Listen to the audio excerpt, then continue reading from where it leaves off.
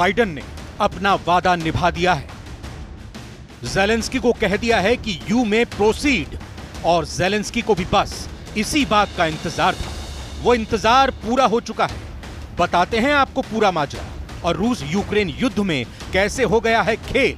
पहले आप इस रॉकेट की रफ्तार देखिए।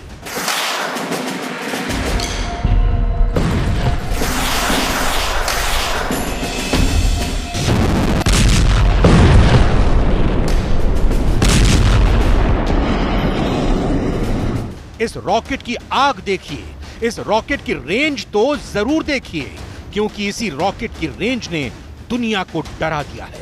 रॉकेट ऐसा जिसके धमाके से ज्यादा रेंज ने वर्ल्ड वॉर के खतरे वाला मीटर टॉप पर पहुंचा दिया है। यह बात बाइडेन भी जानते हैं और पुतिन के तेवर तो बहुत खतरनाक हो चुके हैं। इस रॉकेट का नाम है ATACMS, जिसकी वजह से विश्व युद्ध का सबसे नया सायरन बजना शुरू हो गया है। जी हां, इसी रॉकेट पर अमेरिका के राष्ट्रपति जो बाइडेन ने व्हाइट हाउस छोड़ने से पहले बहुत बड़ा फैसला कर लिया है। जो वादा बाइडेन ने यूक्रेन जाकर ज़ेलेंस्की से किया था, बाइडेन ने वो वादा निभा लिया है। तो बात यह है कि रूस और यूक्रेन के युद्ध को 1000 दिन हो चुके हैं और अब 1000 दिन बाद ज़ेलेंस्की फायर करेंगे एक बहुत ही खतरनाक रॉकेट। लेकिन कैसे? उससे पहले बाइडेन की मंजूरी को गौर से समझिए। दरअसल ज़ेलेंस्की जिस हथियार उसे इस्तेमाल की इजाजत वाली अर्जी बाइडेन के सामने लेकर पहुंचे, वो अमेरिका और पुतिन के बीच बड़े युद्ध की वजह बन सकता है, क्योंकि अटैकम मिसाइल को इस्तेमाल करने का मतलब है वर्ल्ड वॉर। और यही रॉकेट है जो अब अमेरिका और रूस के बीच विश्व युद्ध के खतरे को भड़का सकता है। अब अटैकम नाम की मिसाइल ऐसा क्या कमाल करेगी जिसके इस्तेमाल से पहले ही ज़ेलेंस्की खुश हो गए हैं, और वो अटैकम को लेकर इतना ज्यादा खुश क्यों हैं? आखिर क्यों रूस को इससे बहुत ज्यादा खतरा हो गया है? इसे अब कुछ आंकड़ों से समझिए। अटैकम रॉकेट की रेंज 300 किलोमीटर से ज्यादा है। इस रॉकेट के जरिए ज़ेलेंस्की रूस के अंदर तक कई शहरों और रूस के मिलिट्री टारगेट्स को खत्म कर पाएंगे, जिसमें एयरबेस भी होंगे, मिलिट्री हेडक्वार्टर भी होंगे और न्यूक्लियर ठिकाने तो होंगे ही होंगे। अब जाहिर है कि अगर ऐसा हुआ तो पुतिन भी जवाब देंगे और फिर जवाबी हमला अमेरिका के न्यूक्लियर अड्डों पर हो सकता है। इसीलिए अमेरिका को याद दिलाया जा रहा है कि 5 जून को सेंट पीटर्सबर्ग में व्लादिमीर पुतिन ने क्या कहा था। अटैकम वाली रिपोर्ट को लेकर वॉशिंगटन डीसी से मॉस्को तक बहुत हलचल है। व्हाइट हाउस से लेकर क्रेमलिन तक एक दूसरे को तिरछी निगाहों से देखा जा रहा है। अमेरिका और रूस के बीच भरोसे का लेवल ऑल टाइम लो कहा जा सकता है, क्योंकि बड़ी खबर यह है कि अमेरिका के राष्ट्रपति जो बाइडेन ने यूक्रेन को रूस के अंदर लंबी दूरी के हथियारों से हमले की मंजूरी दे दी है। ज़ेलेंस्की इसकी इजाजत बार बार मांगते रहे हैं। रूस पहले ही कह चुका है कि अगर अटैकम या अमेरिका से मिले लंबी दूरी के किसी और हथियार से रूस के अंदर हमला हुआ तो रूस इसका जवाब देगा। इसकी शुरुआत वो यूक्रेन को अमेरिका से मिले अटैकम रॉकेट और मिसाइल और इसके गोदाम को तबाह करके करेगा, और फिर खतरा यूक्रेन के बाहर भी होगा। उधर पुतिन ने अमेरिका को हिलाने की कोशिश अभी से शुरू कर दी है।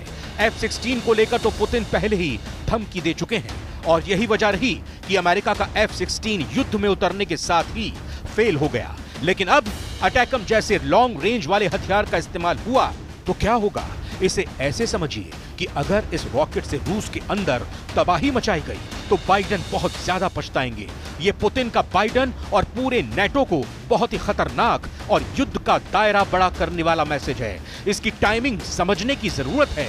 पुतिन का देश रूस बहुत गुस्से में है। रूस की मीडिया में बताया जा रहा है कि कैसे बाइडेन ने व्हाइट हाउस छोड़ने से पहले तीसरे विश्व युद्ध को भड़काने के फैसले पर मोहर लगा दी है।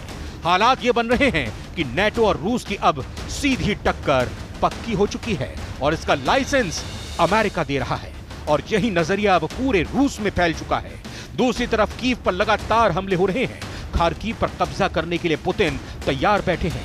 ओदेसा में भी मिसाइल हमले हो रहे हैं। पोक्रेस्क और पोल्तावा तक पुतिन के टारगेट पर यूक्रेन के नए नए शहर आ चुके हैं जो अब तक रूस की बमबारी का निशाना नहीं थे। लेकिन बाइडेन तो हथियारों की शक्ल में ज़ेलेंस्की पर डॉलर की बरसात कर रहे हैं। अब तक यूक्रेन के युद्ध पर अमेरिका $56 बिलियन की मदद कर चुका है। यानी करीब 4.25 लाख करोड़ रुपए यूक्रेन पर खर्च किए जा चुके हैं। धमाकों के बीच ज़ेलेंस्की को बार-बार लिफ्ट कराने की कोशिश जारी है। जाहिर सी बात है कि अब ज़ेलेंस्की को पुतिन की फौज से लड़ने के लिए फिर से नई पावर मिलने वाली है।